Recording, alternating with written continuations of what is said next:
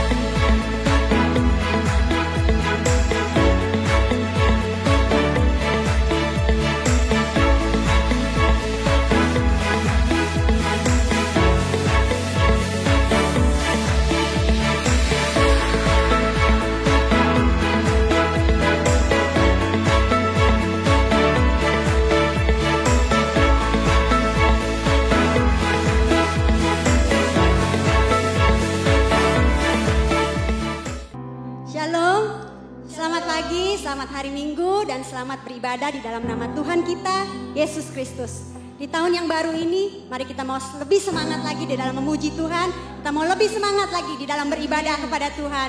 Mari beri tepuk tangan yang meriah buat Tuhan Yesus Kristus, Allah yang mengagumkan. Haleluya. Kami taruh iman percaya kami kepadamu Tuhan. Dan kami serahkan seluruh hidup kami ke dalam tangan kasih dan pemeliharaan-Mu yang sempurna.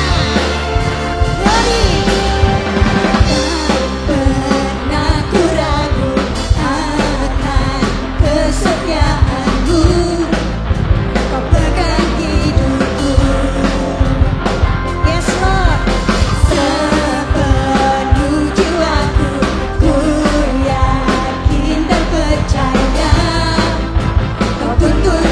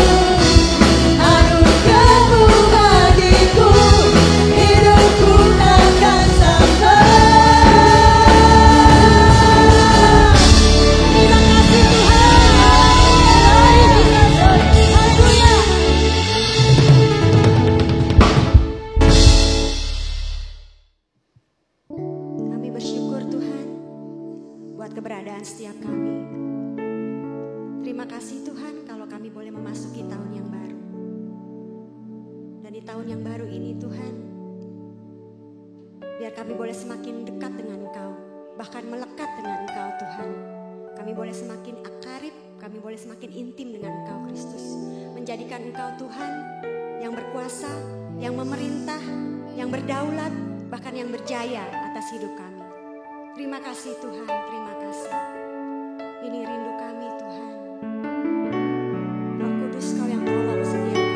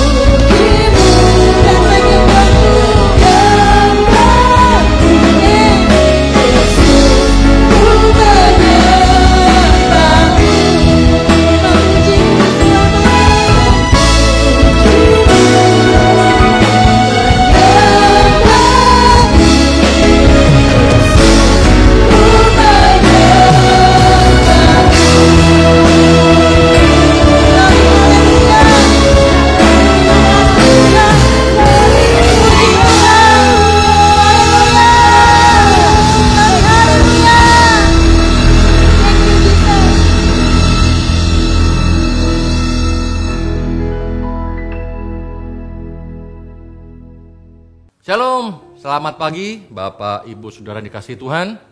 Mari sebelum kita merenungkan firman Tuhan bersama, kita mau mulai dengan doa. Oke, yuk kita berdoa. Bapa kami yang di surga, kami datang ke hadapan-Mu Tuhan. Kami mau belajar firman-Mu, kami mau merenungkan firman-Mu. Pimpin kami Tuhan.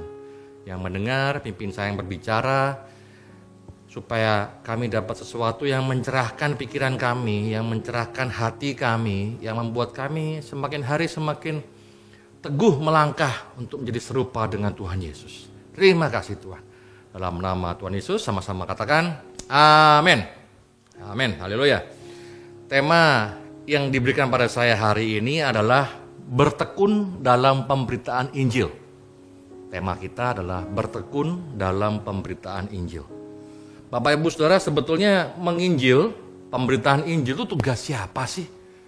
Mungkin di antara Bapak Ibu ada yang bilang, itu tugasnya penginjil Pak, tugasnya gembala, tugasnya pendeta dong gitu ya, tugasnya full timer gereja gitu ya. Kalau saya kan jemaat biasa, nggak perlulah memberitakan Injil. Nah itu kurang tepat Bapak Ibu, karena tugas pemberitaan Injil itu adalah tugas semua orang percaya. Ketika seorang mengaku bahwa dirinya sudah menerima Tuhan Yesus, maka otomatis dia adalah seorang pemberita Injil. Karena itu adalah sebuah keanehan jika seseorang yang mengaku menerima Yesus sebagai Tuhannya, tapi dia tidak menjadi seorang pemberita Injil. Amin. Kita ini diselamatkan Tuhan, bukan cuma untuk ke gereja tiap minggu, atau kayak hari ini, bukan cuma untuk nonton ibadah online, hari nonton saya hari ini. Tapi kita juga harus mengabarkan Injil, memberitakan kabar baik kepada orang lain. Baik yang belum kenal Tuhan, ataupun yang sudah percaya pada Tuhan Yesus. Amin Bapak Ibu. Amin. Paulus bilang di 1 Korintus 9 ayat 16. Bilang begini, karena jika aku memberitakan Injil, aku tidak punya alasan untuk memegahkan diri. Artinya begini, ketika Paulus mengabarkan Injil, itu bukan alasan dia untuk jadi nyombong. Nih gua nih penginjil. Bukan begitu. Dikatakan berikutnya, sebab itu adalah keharusan bagiku. Jadi memberitakan Injil adalah keharusan. Celakalah aku jika aku tidak memberitakan Injil. Amin. Bahwa memberitakan Injil adalah keharusan bagi kita orang-orang percaya. Bahkan Paulus bilang, celakalah aku jika aku tidak memberitakan Injil. Tapi caranya gimana Pak? Gitu kan. Kadang-kadang orang kalau suruh nginjil bingung. Bingung Pak mau nginjil. Mau ngomong dari mana? Mau ngomong apa? Startnya gimana nih? Memulainya gimana? Dulu bahkan pernah ada sebuah kursus atau diklat gitu ya, tentang penginjilan. Saya pernah ikut waktu itu. Dan kalau Bapak Ibu yang pernah Bapak Ibu pernah ikut, mungkin ingat kalimat ini. Diawali dengan 2 kalimat pertanyaan. Itu ya. Itu tuh ada metodenya. Jadi ada caranya, dimulai dengan pertanyaan, lalu ceritanya apa, nyambung kemana. Ada metode-metode yang harus dihafalkan. Dan mungkin agak rumit, tapi bagus sebetulnya. Tapi hari ini tentunya kita nggak bahas itu. Tapi kita mau buat lebih mudah lah. Sehingga kita bisa mengaplikasikannya dengan segera. Jadi paling nggak ada 3 hal dalam memberitakan Injil Bapak Ibu. Yang pertama, beritakanlah Injil melalui perkataan. Tentu ya, pasti yang pertama lewat berkata-kata. Kita menginjil orang lewat omongan kita, obrolan kita. Lalu apa yang diomongin? Gitu kan. Kadang-kadang kalau udah masuk ke doktrinal jadi susah. Atau bahkan orang jadi, wah ini dia mau mengkristenkan gua gitu ya. Tapi saya disadarkan ketika saya ketemu ponakan saya kemarin. Jadi saya ketemu ponakan saya. Ponakan saya ini tinggal di Surabaya. Jadi saya jarang sekali ketemu dia. Ketemu dia terakhir itu waktu kita hitung-hitung kemarin. Itu kita ketemu tuh terakhir 7 tahun yang lalu. 7 tahun tuh waktu yang lama. 7 tahun lalu saya belum kepala 4. Umur saya masih kepala 3. Saya masih jauh lebih muda. Dia juga masih kecil. Dia masih SMA mungkin 7 tahun lalu itu. Dan sekarang sudah lulus kuliah, sudah kerja di Jakarta. Kita ketemu, kita ngobrol-ngobrol panjang lebar. Dan Saya lupa gimana caranya, gimana alurnya. Tiba-tiba saya menceritakan bagaimana perjumpaan saya dengan Tuhan. Lalu ketika saya cerita itu sama dia, saya baru sadar bahwa saya sudah lama sekali nggak cerita ini. Bapak Ibu, saya sudah lama sekali nggak cerita bagaimana saya berjumpa dengan Tuhan Yesus dan bagaimana saya ditangkap oleh Tuhan. Bagaimana saya dipindahkan oleh Tuhan dari kerajaan gelap masuk ke kerajaannya yang terang. Udah lama banget, dan tanpa sadar ketika saya cerita itu, saya jadi terharu sendiri akan kisah saya sendiri. Kenapa saya lama nggak cerita ini? Karena ya kalau di gereja saya cerita ini semua sudah tahu kisah ini. Kalau saya cerita terus pasti bosen gitu. Tapi tahukah Bapak Ibu bahwa menceritakan pengalaman kita bersama dengan Tuhan Yesus itu adalah salah satu metode penginjilan yang paling baik. Salah satu yang terbaik. Kenapa? Karena saat kita menceritakan pengalaman kita, orang yang dengar itu nggak akan terintimidasi bahwa, wow ini mau presentasi nih, gue lagi diinjilin. Enggak, karena kita cerita tentang kehidupan kita, pengalaman kita gitu. Jadi hari ini saya mungkin mau cerita untuk pertama kalinya di YouTube ini. Bagaimana saya ditangkap oleh Tuhan. Jadi kisahnya begini. Waktu saya masih kuliah ya. Saya Kristen dari kecil, mama saya Kristen, kakak saya Kristen. Saya kenal Tuhan dari kecil, tapi saya nggak punya perjumpaan dengan Tuhan yang pribadi yang menjadi sebuah turning point saya untuk mengikut Tuhan lebih sungguh. Jadi singkat cerita, saya waktu kuliah, saya kecanduan narkoba, Bapak Ibu. Saya pemakai cukup berat, dan udah mulai ngaco itu. Jadi saya pakai mulai sekitar pertengahan tahun 90-an sampai tahun 2000. Jadi saya berhenti itu, saya ditangkap Tuhan itu tahun 2000 awal atau 2000 pertengahan. Saya benar-benar berhenti stop. Jadi ketika saya kecanduan itu, nggak ada yang tahu. Lama-lama mami saya dapat mimpi gitu. Ditanya ya, mami saya dapat mimpi bahwa saya ditarik oleh pusaran gelap dan mami saya berdoa. Mami saya berdoa buat saya dan akhirnya Tuhan bekerja.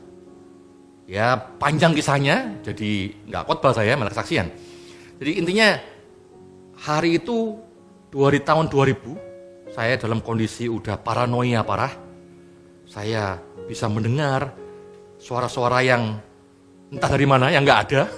Saya bisa melihat hal-hal yang sebetulnya nggak ada, kayak halusinasi gitu ya. Dan udah nggak bisa berpikir dengan jernih. Udah rusak pikirannya pokoknya. Pokoknya udah nggak bisa mikir dengan baik lah. Dan saya dibawa pulang oleh koko saya, kakak ipar saya ke Banyuwangi. Kakak ipar saya itu pendeta waktu itu. Dibawa pulang ke Banyuwangi, dan di sana saya didetoks, dalam artian dijauhkan dari segala alat komunikasi. HP diambil, SIM card dibuang gitu ya. Jadi saya nggak punya koneksi, nggak bisa beli barang lagi, dan saya di Banyuwangi. Selama seminggu itu saya sakau parah, sakit, nggak bisa mandi dan sebagainya ya, marah-marah, pokoknya sangat menyebalkan. Lalu ada KKR ternyata, seorang pendeta dari Jakarta. Saya nakalnya dulu di Surabaya, dulu ke Jakarta. Dibawa ke Banyuwangi, lalu ada KKR. Nah kakak saya, koko saya, dan cici saya itu kenal sama pembicaranya. Saya aja, ayo ikut loh, ikut. Saya udah nggak mau, akhirnya ya terpaksa ikut lah. Setelah berdebat sedikit, saya ikut akhirnya. Dan KKR-nya lama Bapak Ibu, 3 jam, khotbah nggak kelar-kelar. Saya pikir gua mau pulang dah, ngapain di sini diceramahin mulu. Tapi akhirnya selesai juga, karena nggak bisa pulang juga karena saya ikut koko saya kan, nggak bisa pulang juga. Dan akhirnya biasa zaman itu ya, tahun 2000 itu kalau setiap kali habis ibadah, habis khotbah ada altar call, gitu kan. Ayo siapa mau maju, siapa mau didoakan. Dan saya disanggul sama koko saya, ayo maju loh, maju. Enggak lah, ngapain, maju. Nah, akhirnya setelah sekian lama saya maju juga. Dan saya maju yang paling akhir kalau nggak salah. Jadi saya yang terakhir didoakan. Jadi sempat melihat di depan, altar call saya melihat, wah, yang didoakan gitu ya, ditumpang tangan, jatuh. Tumpang tangan, jatuh gitu ya. Wah, dalam hati saya bilang begini, saya nggak akan jatuh. Dan saya nggak mau jatuh. Saya bilang dalam hati ngomong gitu. Dan setelah doakan, sampai ke saya yang didoakan. Sampai didoakan, tumpang tangan. Waduh, tumpang tangan. Dan tahu nggak Bapak Ibu, saya miring gini biar terlihat ya. Tumpang tangan, karena saya nggak reba-reba, didorong ke belakang begini. Dan saya tetap bertahan. gua nggak akan jatuh, gua nggak mau. Saya didorong, saya mundur, sampai ke tengah-tengah jemaat gitu ya. Dan setelah peristiwa itu, kakak saya yang perempuan cici saya cerita bahwa waktu berdoa itu si ibu pendeta bilang, ini doakan sama-sama. Anak ini kedagingannya kuat sekali katanya. Entah kedagingan apa tuh ya. Pokoknya doakan sama-sama. Nah ketika saya mundur, saya didoakan saya mundur itu. Saya tetap berkata dalam hati saya nggak mau jatuh. Saya nggak akan jatuh gitu ya. Tapi tiba-tiba ketika saya mundur. Ada terdengar sebuah suara. Dan saya ingat betul itu di dada suaranya. Bukan di telinga, karena nggak ada yang bisikin. Di dada dan suara itu bilang begini. Sudahlah, suara itu lembut, suaranya nggak galak, suaranya nggak menakutkan, lembut. Sudahlah. Dan saya kayak kaget, saya terhenti kaki saya. Saya mikir suara siapa? Lalu kalau saya didorong kepalanya, ya saya jatuh, rebah ke belakang. Diterima oleh Asar di belakang ya, jatuh gitu ke bawah. Dan di bawah saya bingung mau ngapain. Mau berdiri malu gitu ya. Terus akhirnya nunggu pujian selesai, worshipnya selesai mulai reda, lalu saya mulai duduk, saya pelan-pelan pindah ke kursi biasa. Dan ketika saya duduk di kursi biasa itu, saya baru merasakan, iya ya, sakau saya hilang, sakit saya hilang. Sebelumnya tuh kulit itu kalau kena sesuatu tuh sakit gitu ya, nggak enak semua badannya. Itu hilang, sehat. Seperti kalau saya pakai barang nomor 1. Seperti saya kalau pakai narkoba nomor 1. Dan di tengah kepolosan dan kebegoan saya, kebodohan saya, saat itu saya ingat benar saya bilang gini sama Tuhan. Tuhan, kalau ikut engkau kayak pakai barang nomor 1. Aku mau ikut engkau Tuhan. Sebuah doa yang bodoh ya. Tapi itu saya ucapkan. Dan itulah turning point saya. Berhenti dari dunia kegelapan itu. Dan dibawa Tuhan masuk ke dalam terangnya. Dan ketika saya cerita ini sama ponakan saya yang lama gak ketemu itu, dia juga baru tahu saya itu. Dan ketika saya cerita itu, saya jadi ikut terharu dengan yang saya katakan. Kenapa? Karena saya teringat bahwa saat itu saya benar-benar merasa gak mungkin saya bisa bertobat.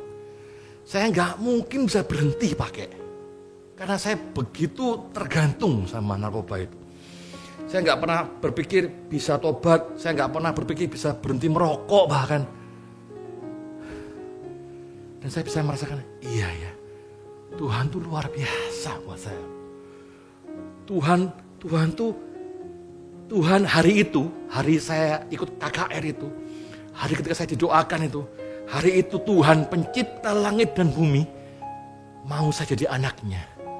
Saya dipegang, saya diselamatkan dari kegelapan. Dan saya cerita sama ponakan saya begitu ya bersemangat. Dan saya ingat bahwa ya ini memberitakan Injil. Ini memberitakan kabar baik. Dan saya sudah lama sekali gak cerita soal ini.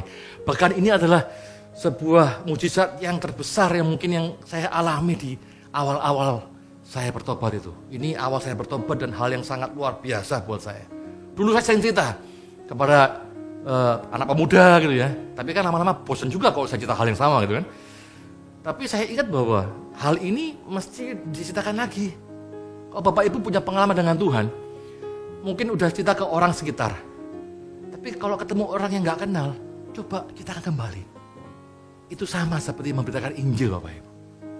Karena Bapak Ibu memberitakan kabar baik dari Tuhan buat orang lain. Dan kabar baik itu Bapak Ibu alami kan? Bukan orang lain, tapi kita sendiri yang alami. Dan saya percaya kalau kita hal-hal seperti ini, kita nggak perlu pikirkan metode yang rumit, tapi kita cukup cerita apa yang kita alami. Dan saya percaya orang yang di luar Tuhan, yang belum percaya Tuhan, ketika kita cerita ini, dia nggak akan merasa kayak dia lagi di injili metode penginjilan gitu ya. Dia akan dengar seperti seorang kawan dengar cerita temannya. Dan percayalah, kalau tuh orang bertobat atau nggak bertobat itu bukan urusan kita, tapi Roh Kudus. Kalau kita cerita dengan baik pun belum tentu itu membuat dia bertobat. Tapi pertobatan dia karena kuasa Roh Kudus. Dan tugas kita hanya memberitakan kabar baik itu. Amin. Jadi Bapak Ibu mulai ingat-ingat kisah apa dengan Tuhan. Bagaimana engkau berjumpa dengan Tuhan. Bagaimana Tuhan menyertai hidupmu. Mulai ceritakan kepada orang lain. Itu memberitakan Injil lewat perkataan. Amin. Nah, lalu ada yang bilang, loh, saya nggak punya cerita kayak Pak Denny, saya nggak punya cerita kayak Pak Gembala atau yang lain. Gimana dong? Oh, tenang Bapak Ibu, berdoa sama Tuhan, minta pencobaan yang berat sama Tuhan, supaya ada pertolongan Tuhan, dan percayalah, itu kesaksian yang luar biasa. Amin. Saya percaya semua itu bilang amin. Jadi yang pertama, beritakan Injil melalui perkataan kita. Yang kedua apa? Beritakan Injil melalui hidup kita. Memberitakan Injil lewat perkataan itu mudah. Tinggal ngomong. Gitu ya. Kan tinggal ngomong. Ngomong itu selalu lebih mudah. Tapi kalau kita beritakan Injil melalui hidup kita, ini beda lagi. Kenapa? Karena memberitakan Injil itu bukan hanya sekedar bicara tentang Kristus, bicara tentang pengalaman kita bersama dengan Tuhan, tapi menampilkan kehidupan Yesus dalam diri kita. Memberitakan Injil lewat hidup kita, bagaimana Tuhan Yesus terlihat dalam kehidupan kita sehari-hari. Filipi 1 ayat 27. Hanya hendaklah hidupmu berpadanan dengan Injil Kristus, supaya apabila aku datang, aku melihat. Apabila aku tidak datang, aku mendengar. Bahwa kamu teguh berdiri dalam satu roh, sehati sejiwa berjuang untuk iman yang timbul dari berita Injil. Paulus mengatakan bahwa hendaklah hidup kita itu berpadanan dengan Injil Kristus. Supaya orang melihat perubahan itu, atau kalaupun dia nggak lihat, dia mendengar tentang perubahan itu. Perubahan hidup kita yang berpadanan dengan Injil, yang sesuai dengan isi Injil, yang sejalan dengan isi kabar baik yang kita beritakan tadi di poin pertama. Harusnya hidup kita pun sama seperti isi Injil yang kita ceritakan itu. Kita tahu bahwa firman Tuhan berkata bahwa semua manusia sudah kehilangan kemuliaan Allah, ya, semua jatuh dalam dosa dan kehilangan kemuliaan Allah. Karena itu pemberitaan Injil itu adalah usaha untuk memulihkan kembali gambar Allah yang rusak itu. Dan pemulihan gambar Allah itu seharusnya dimulai dari diri pemberita Injil yang lebih dulu. Yaitu siapa? Saudara dan saya. Baru kepada orang yang kita layani. Seringkali orang itu hanya sibuk di metode penginjilan. Gimana menginjil yang efektif? Gimana yang sekali menginjil langsung pleng, bertobat. Dia lupa, padahal yang nobatin Roh Kudus bukan kita gitu ya. Yang efektif gimana? Yang sekali bicara 3.000 orang dibaptis. Wah, kayak Petrus gitu. Karena sibuk dengan metode, mereka seringkali lupa menghidupi Injil itu sendiri. Hati-hati Bapak Ibu Saudara. Karena seringkali kita bisa melihat, wah ada hamba Tuhan yang luar biasa dari jauh. Dengar dia khotbah bagus. Dengar dia ngomong santun. Pemikirannya cerdas. Khotbahnya sangat mengena, dalam, aplikatif. Tapi ketika kita ketemu sama orang-orang yang kumpul dengan dia, pelayannya, pekerjanya, baru ketahuan bahwa hidupnya nggak seperti yang dia khotbahkan. Hidupnya nggak seperti yang dia omongkan. Ini akan sama seperti seorang penjual obat diet, tapi yang jual orangnya gendut, kayak saya. Loh ya, orang mana mau beli, orang nggak terbukti gitu ya. Atau orang jual obat pemutih wajah, tapi yang jual, maaf ya, orangnya hitam gitu ya. Kan nggak terbukti, nggak bisa jadi kesaksian. Ketika kita menginjil, Tuhan itu baik. Dia mengubah orang yang nggak baik jadi baik. Terus ketika dia lihat kita nggak baik, dia akan bilang Injilmu nggak berguna. Amin.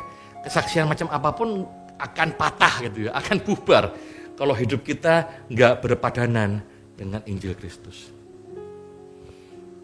Jadi selain kita cuma berkata-kata, menginjili orang lewat pengalaman kita, kesaksian hidup kita, tapi hendaknya kita juga menginjili orang lewat apa yang kita lakukan dalam hidup ini. Amin Bapak Ibu. Saya jadi ingat kisah Yohanes 12 ayat 4 sampai 6. Coba saya buka ya. Yohanes 12.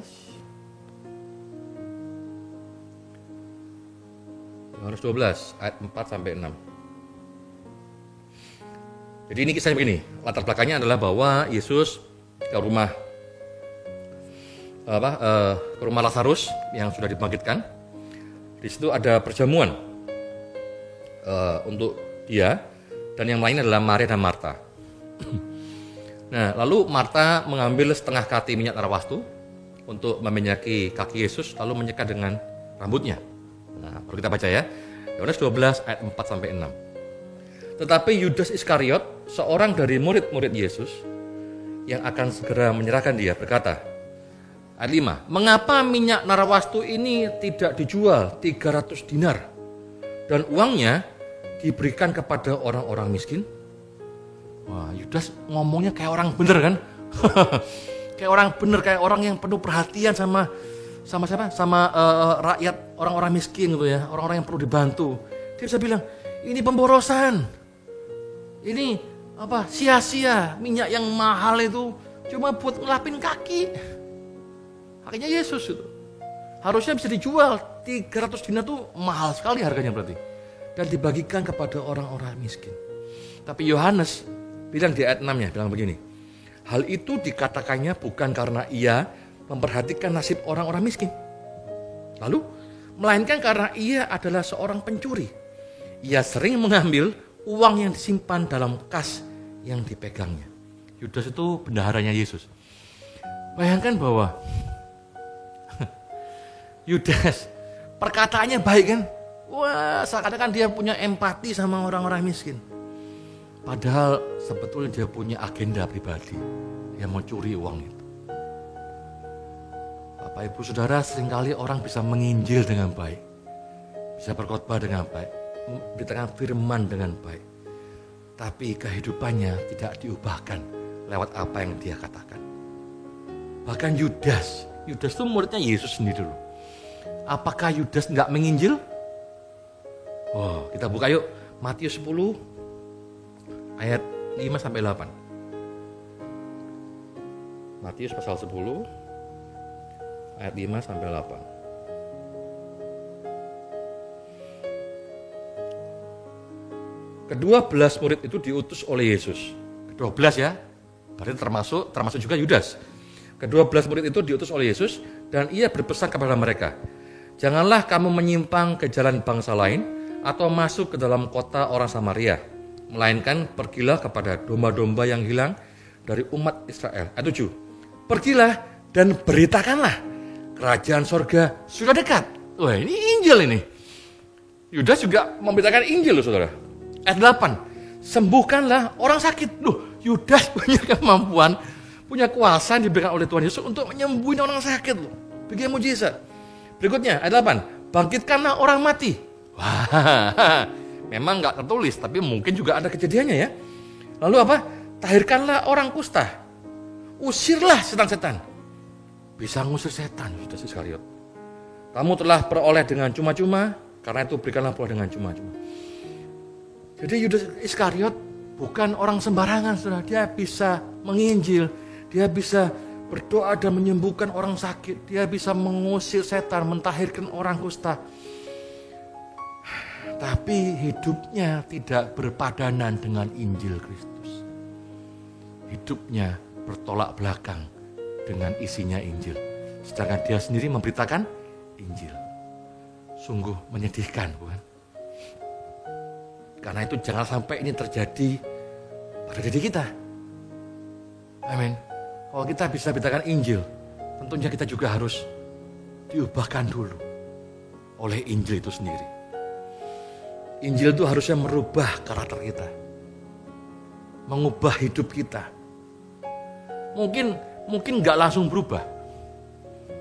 Nggak ada ya orang langsung berubah jadi yang jahat banget, jadi langsung baik banget.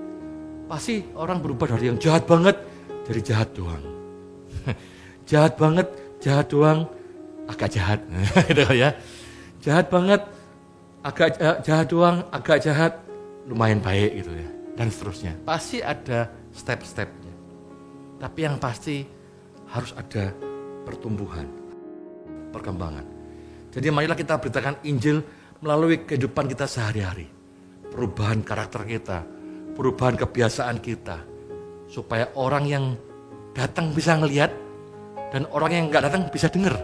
Oh iya ya, siapa misalnya, si Alvin berubah sekarang.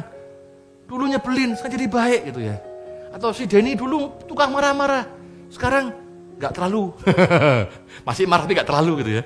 Ada perubahannya.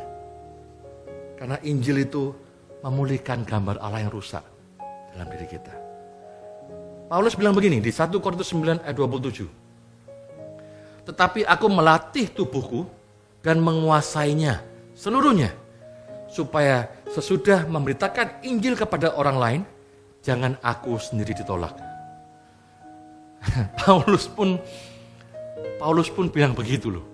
Jangan sampai aku sudah menginjil kepada orang lain, tapi aku sendiri ditolak. Karena itu dia menguasai dirinya begitu rupa. Dia menguasai emosinya, berusaha menguasai pola pikirnya, merubah pola pikirnya. Supaya semakin hari semakin serupa dengan Kristus. Amin. Dan saya percaya bahwa perubahan diri kita itu lebih menginspirasi orang lain dibandingkan dengan perkataan kita yang indah itu. Amin. Jadi yang pertama apa tadi? Beritakanlah Injil melalui perkataan kita.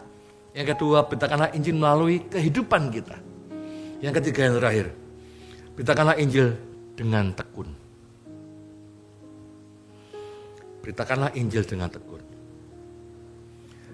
Matius 13 memuat kisah tentang seorang penabur benih.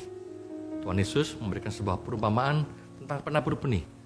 Dan seorang penabur benih, dia mulai menabur benih. Yang sering kita perhatikan dalam kisah ini adalah bagaimana benih itu jatuh di mana dan apakah benih itu tumbuh apa enggak. Betul kan? Jadi dari kisah itu kan begini nih. Ada yang ditaburkan lalu jatuh di pinggir jalan. Lalu benih itu dimakan burung, habis. Benih itu enggak bertumbuh. Lalu benih lagi ada yang jatuh di tanah berbatu. Dia tumbuh, tapi segera layu karena bawahnya batu. Akarnya enggak nembus ke bawah. Yang ketiga, benihnya jatuh di semak berduri. Tanahnya ada. Mungkin cukup bagus, tapi ada semak duri di sekelilingnya. Ketika benih itu tumbuh, dihimpit oleh semak duri, dia mati. Yang keempat barulah benih yang jatuh di tanah yang baik. Yang akhirnya berakar, bertumbuh, dan berbuah. Sampai berlipat-lipat. Yang sering difokuskan adalah bagaimana benih itu bertumbuh, tanahnya gimana gitu ya. Tapi hari ini kita mau fokus kepada bagaimana ketekunan sang penabur benih. Bapak Ibu yang dikasihi Tuhan. Sang penabur tahu bahwa tidak semua benih yang dia tabur akan tumbuh dan berbuah. Betul kan? Tapi perhatikanlah bahwa ia nggak pernah berhenti menabur loh. Saat dia menabur benih, dia akan tahu bahwa nggak 100% benih ini akan berbuah, akan tumbuh dan berbuah, akan dipanen gitu ya. Tapi dia nggak berhenti, dia tetap menabur dengan tekun. Dia tahu akan ada jatuh di pinggir jalan, dia tahu akan ada yang dimakan burung, dia tahu akan ada yang kena semak berduri, dia tahu akan ada yang jatuh di atas batu dan sebagainya. Tapi dia tidak pernah berhenti menabur. Seperti Pengkhotbah 11 ayat 4 bilang begini, siapa senantiasa memperhatikan angin tidak akan menabur, dan siapa senantiasa melihat awan tidak akan menuai. Saya ulangi, siapa senantiasa memperhatikan angin tidak akan menabur, dan siapa senantiasa melihat awan tidak akan menuai. Terjemahan lain begini, bilang begini, terjemahannya supaya lebih tepat, supaya lebih mudah dimengerti. Jangan terlalu dipengaruhi oleh situasimu. Karena kalau kamu selalu menunggu sampai angin dan cuaca menjadi sempurna, kamu tidak akan pernah menabur benih dan juga tidak akan memanen hasilnya. Kalau kita mau menabur benih firman Tuhan, kita mau beritakan Injil, jangan tahu dipengaruhi oleh situasi. Jangan nunggu cuaca dan anginnya sempurna. Karena kalau nunggu itu semua sempurna, kita nggak akan pernah menabur benih. dan kita nggak akan pernah menuainya. Mungkin situasi hidup kita sedang kacau, sedang nggak enak. Saya lagi sibuk Pak, lagi banyak urusan ini, kerjaan susah nih kena pandemi ini. Gimana mau bersaksi? Saudara, nggak akan pernah ada cuaca dan angin yang sempurna untuk menabur benih. Tapi belajar dari sang penabur, tetaplah taburkan benih. Amin. Dan Pengkhotbah 11 ayat 6, tadi kan ayat 4 nya ayat 6-nya, bilang begini.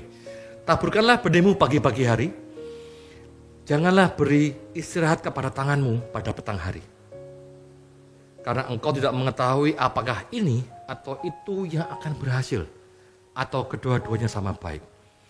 Jadi taburkanlah benihmu pagi hari, dan jangan beri tanganmu berhenti sampai petang hari. Maksudnya apa? Setelah menabur benih, jangan berhenti, kerjakan hal yang lain gitu.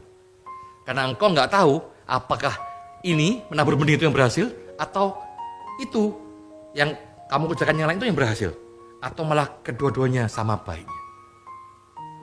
Tetaplah tekun dalam memberitakan firman Tuhan lewat perkataan kita. Tetaplah tekun dalam hidup berpadanan dengan Injil Kristus. Dan ini susah, gak mudah untuk merubah diri kita. Karena seringkali musuh terbesar adalah diri kita sendiri ya. Kita bisa nyuruh orang lain, berubah dong. Gitu juga bisa. Begitu giliran kita, kok susah. Karena susah mendisiplin diri sendiri. Jangan pernah berhenti untuk berusaha mengubah pola pikir kita.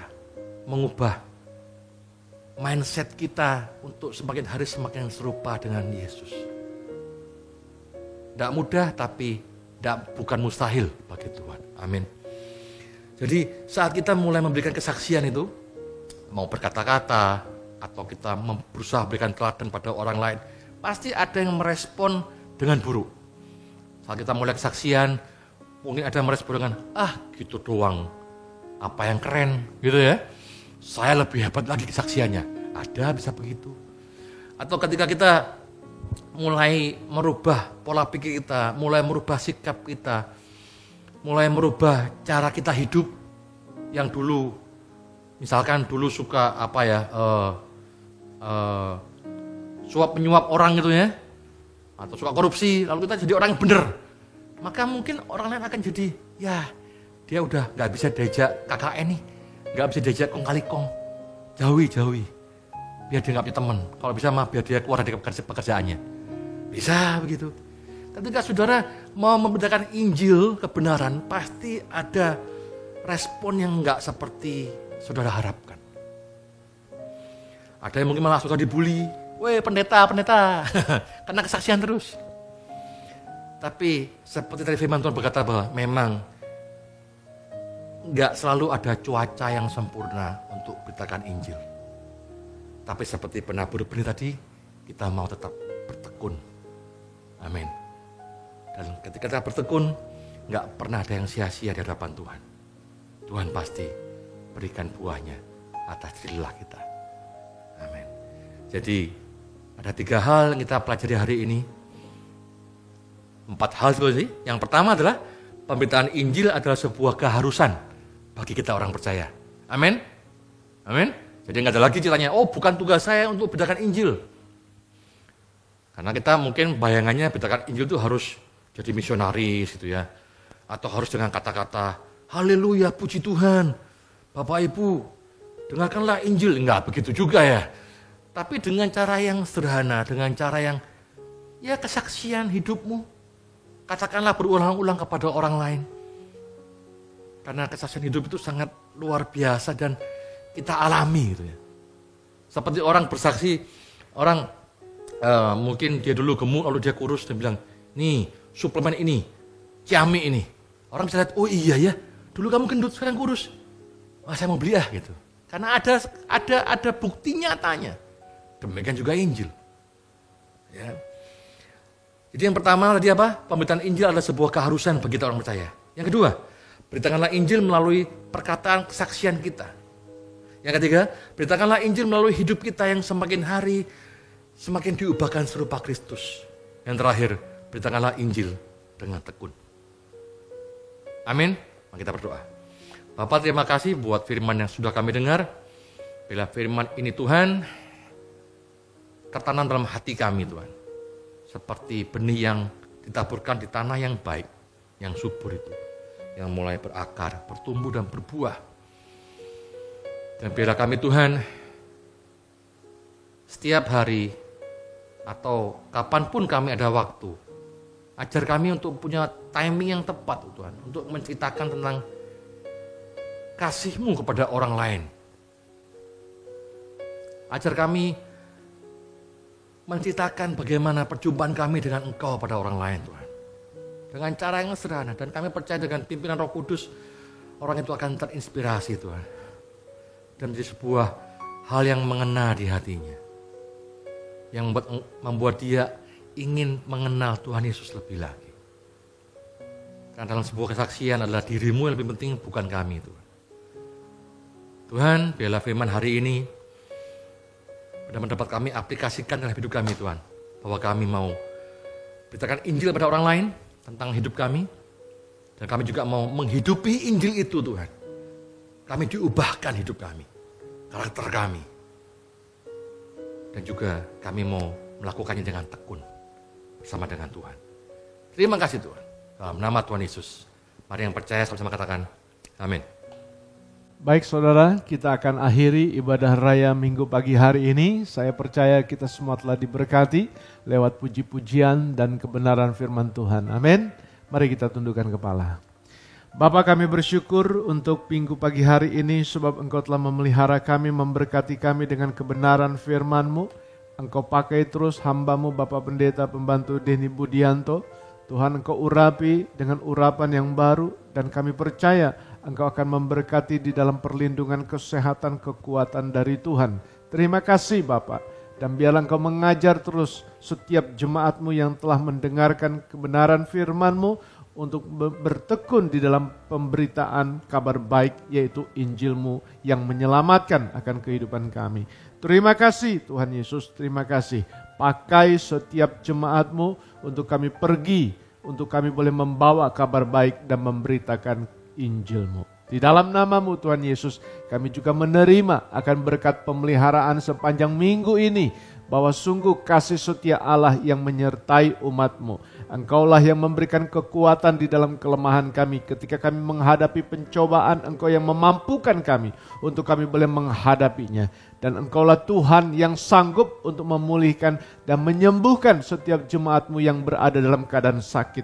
Dan kami akan terus melihat bagaimana kebaikan Tuhan yang akan menyediakan, memelihara akan kehidupan setiap kami. Karena kami adalah anak-anak-Mu dan Engkau adalah Bapa kami. Terpujilah Yesus Kristus Allah kami yang hidup.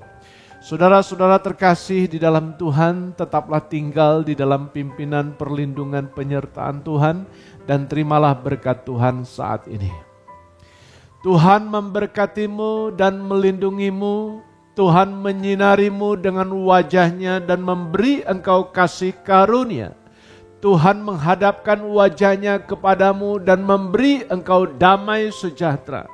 Kasih karunia dan damai sejahtera dari Allah Bapa di sorga, di dalam nama Tuhan Yesus Kristus, dalam persekutuan kuasa Roh Kudus, menyertai saudara sekalian pada saat ini sampai selama-lamanya. Tuhan Yesus memberkati.